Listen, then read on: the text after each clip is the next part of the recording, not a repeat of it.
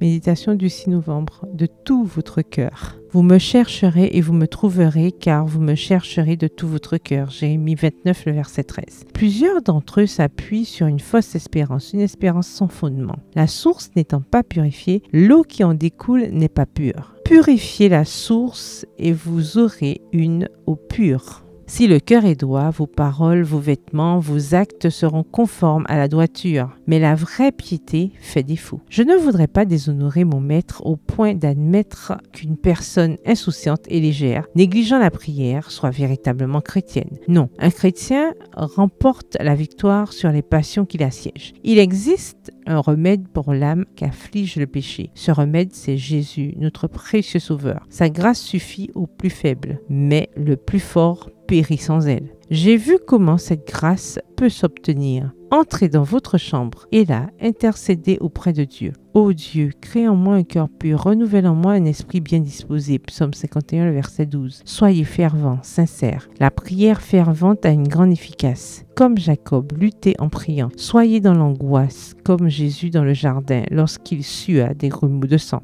Ne quittez pas votre chambre avant que Dieu vous ait revêtu de puissance. Puis, veillez aussi longtemps que vous veillerez et prierez. Vous pourrez échapper au piège de l'ennemi et la grâce de Dieu se manifestera en vous. Que Dieu me garde de cesser de vous avertir. Jeunes amis, recherchez le Sauveur de tout votre cœur. Approchez-vous avec empressement quand, ayant enfin compris que vous péririez sans l'aide de Dieu, vous soupirerez après lui, comme la biche soupire après le courant des eaux. Alors le Sauveur ne tardera pas à vous communiquer sa force. Vous éprouverez une paix qui surpasse toute intelligence. Pour être sauvé, il faut prier. Demandez instamment à Dieu d'opérer en vous une réforme totale afin que vous portiez les fruits de son esprit. Chaque chrétien a le privilège de ressentir profondément l'influence de l'esprit. Il est envahi par une paix céleste et il aime à méditer sur Dieu et sur le ciel. Il se rassasie des glorieuses promesses de la parole, mais il faut qu'il commence par s'assurer qu'il a fait les premiers pas sur le chemin de la vie éternelle. Extrait tiré du livre Témoignages pour l'Église, au volume 1, au chapitre 8, aux pages 54 et 55. Bonne soirée, que l'Éternel vous bénisse.